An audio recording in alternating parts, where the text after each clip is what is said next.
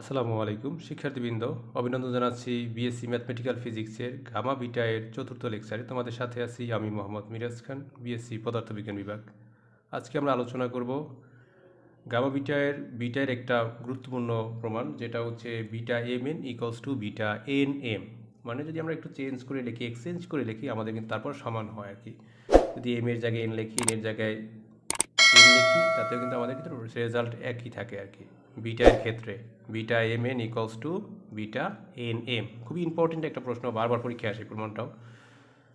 তো এখানে এটা প্রমাণ করার জন্য আমরা যেটা লিখব সেটা হচ্ছে আমরা যে ডেফিনেশন অফ বিটা ফাংশন, মানে বিটা ফাংশনের যে সংজ্ঞাটা, সেটা যদি আমরা দেখি, সেটা এই পূর্বে যে আমরা 3টে লেকচার দিয়েছে যে গামা বিটার উপরে, প্রতিটা লেকচারে কিন্তু আমাদের লেকচারে এটা ব্যবহার করা হয়েছে। Beta m n equals to integration 0 to 1 x to the power m minus 1 minus x whole to the power n minus 1 dx। এটাই হচ্ছে বিটা ফাংশনের সংজ্ঞা।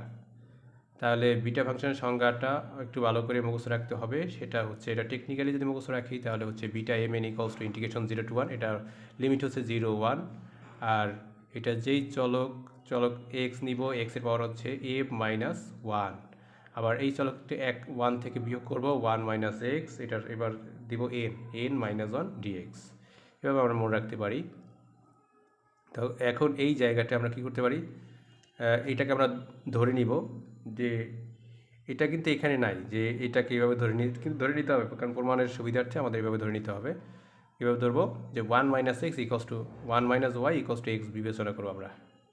এটা এভাবে ধরলে কিন্তু আমাদের প্রমাণ সহজ হবে, এই জন্য আমরা ধরতেছি। কিন্তু এখানে কিন্তু এই জিনিসটা নাই, 1 মাইনাস ওয়াই নেই, কিন্তু আমরা এক্সের পরিবর্তে 1 মাইনাস ওয়াই বসাবো। এখানে এক্স আছে না, এক্সের পরিবর্তে 1 মাইনাস ওয়াই, তাহলে 1 minus y equals to x. এখন এটাকে যদি ডিফারেন্সিয়েশন করো, 1কে ডিফারেন্স করলে এটা কনস্ট্যান্ট ভ্যালু শূন্য আসবে। এটাকে যদি ডিফারেন্স করা কত, মাইনাস ডিওয়াই, আর এটা করলে ডিএক্স, তাহলে ডিএক্স ইকস টু কত, minus dy. Dx equals to minus dy, তাহলে এখান থেকে ডিএক্সের ভ্যালু বের করো, ডিএক্স ইকস টু কত, minus dy, dx equals to minus dy. এখন এই লিমিটগুলো আছে কিসে, এক্সের লিমিটগুলো না এগুলো, ডিএক্স যেহেতু, তাহলে এগুলো হচ্ছে এক্সের লিমিট। তাহলে এটাকে আমরা কি ওয়াইতে কনভার্ট করব, যেহেতু আমরা এটা ওয়াইতে কনভার্ট নিতেছি, তাহলে ওয়াইতে কনভার্ট করবো 0 to 1।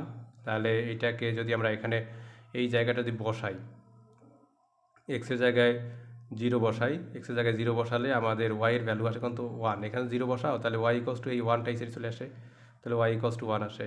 আবার 1 বসাও, এক্সের জায়গায় 1 বসাও, তাহলে কিন্তু ওয়াই ইকস টু 0 আসে, ওয়াই ইকস টু 0 আসে।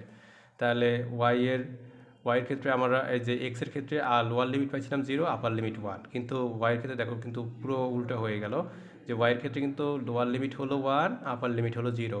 আমি কিন্তু সেই কাজটাই করেছি এখানে। এখন এই যে বিটা এমএনটা লিখলাম, ইকুয়ালস টু ইকুয়াল লিখলাম, তারপর ইন্টিগ্রেশন দেখো এই ওয়াইয়ের লিমিট বসাইছি, ওয়াইয়ের লোয়ার লিমিট কত, 1, এই 1, আর আপার লিমিট 0।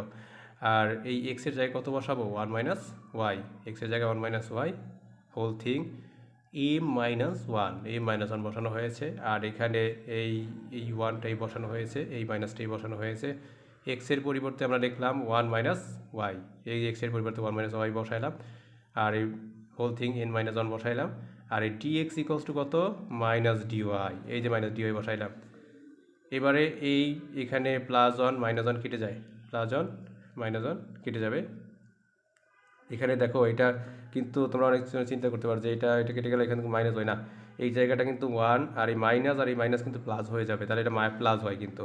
আর এই প্লাস 1 মাইনাস 1 কেটে যাবে, কিন্তু এটা মাইনাস কিন্তু প্লাস ওয়াই, এটা প্লাস ওয়াই। তাহলে এখানে কিন্তু y to the power n minus 1 লিখলাম, 1 মাইনাস ওয়াই এম মাইনাস 1 লেখা হলো, হোল থিং এম মাইনাস 1। আর এই জায়গাটা হচ্ছে ডিওয়াই লেখা হলো। এখন এটা হচ্ছে আমাদের বিটা এর ফাংশন, যেহেতু এখানে আমাদের কী ছিল, প্রথমে ছিল এম, আর এটা ছিল দ্বিতীয়টা ছিল এন, এই জন্য হয়েছিল বিটা এম এন। যদি আমাদের এখানে যদি এন থাকতো, এখানে এম থাকতো, তাহলে হয়তো কি beta n m beta n m হইতো। তো এখানে প্রথমে এম থাকার কারণে এখানে কিন্তু প্রথমে এম হয়েছে। যদি প্রথমে এন থাকতো তাহলে হয়তো প্রথমে এন, দ্বিতীয়টা যদি এম থাকতো দ্বিতীয়টা এম হইতো। তো এই জায়গাটা প্রথমটা হচ্ছে এন, এই জন্য কিন্তু বিটা এই জায়গাটা এটা হচ্ছে, আর এটা তো আমাদের এইভাবে সিরিয়ালি চলে আসছে, বিটা এম এন, তাহলে বিটা এম এন। আর এটা হচ্ছে যেহেতু এনটা পূর্বে, এই জন্য কিন্তু এন দেওয়া হয়েছে, এখানে যেহেতু এমটা পরে দেওয়া হয়েছে, তাহলে এটা কার সূত্র, এটা হচ্ছে বিটা এন এম এর সূত্র। তো এটা হচ্ছে খুবই একটা ইম্পর্টেন্ট প্রমাণ, এটা অনেকবার পরীক্ষা আসছে, বারবার প্র্যাকটিস করতে হবে। তো পরবর্তী লেকচার দেখার আমন্ত্রণ জানিয়ে আজকের ক্লাস এখানে শেষ করছি। আল্লাহ হাফেজ, আসসালামু আলাইকুম।